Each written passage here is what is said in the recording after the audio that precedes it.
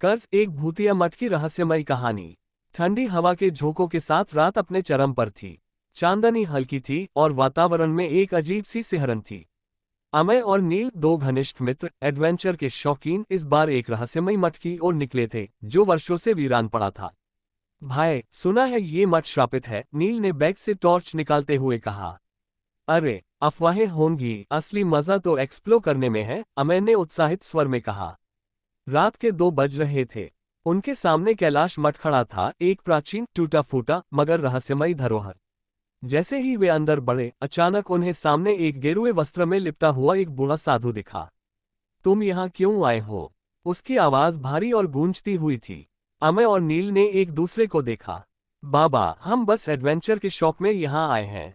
साधु हल्का मुस्कुराया, लेकिन उसकी मुस्कान में एक अजीब सा रहस्य छिपा था। अगर आगे बढ़ना चाहते हो तो एक बात याद रखना, इस मठ का कर्ज अब भी बाकी है। नील ने चौंक कर पूछा, कर्ज? कौन सा कर्ज बाबा? साधु की आंखों में एक अजीब सी चमक आई। उसने गहरी सांस ली और बोला, सैकड़ों साल पहले इस मठ में एक महान योगी तपस्या करते थे। लेकिन लालच, विश्वासघात और क्रूरता ने इस स्थान को अपवित्र कर दिया। हवा अचानक और ठंडी हो गई। कैसा विश्वासघात? अमय ने उत्सुकता से पूछा। यहाँ के राजा ने योगी से अमरत्व का रहस्य जाना, लेकिन बदले में उन्हें कैद कर दिया। उन्होंने योगी के तप को तोड़ा, लेकिन बदले में श्राप पाया। आज भी वो अधूरी आत्मा यहाँ भटक रही है। जब तक कोई उसका कर्ज नहीं चुकाएगा, वो मुक्त नहीं होगी।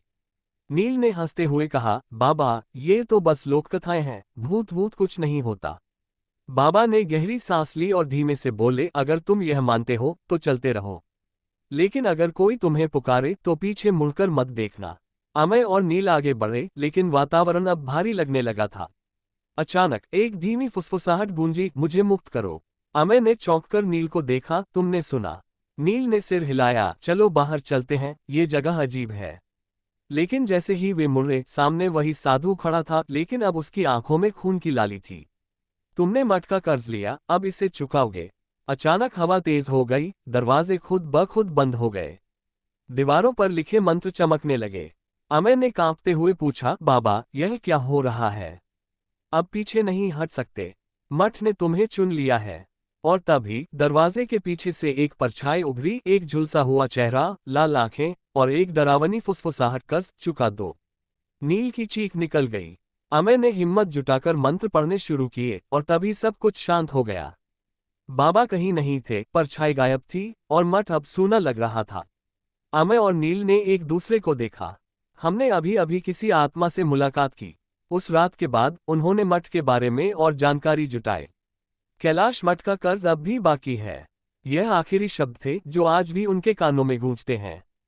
क्या तुम भी इस मठ का रहस्य जानना चाहोगे? कमेंट में बताओ। अगर तुम्हें इस कहानी का अगला भाग चाहिए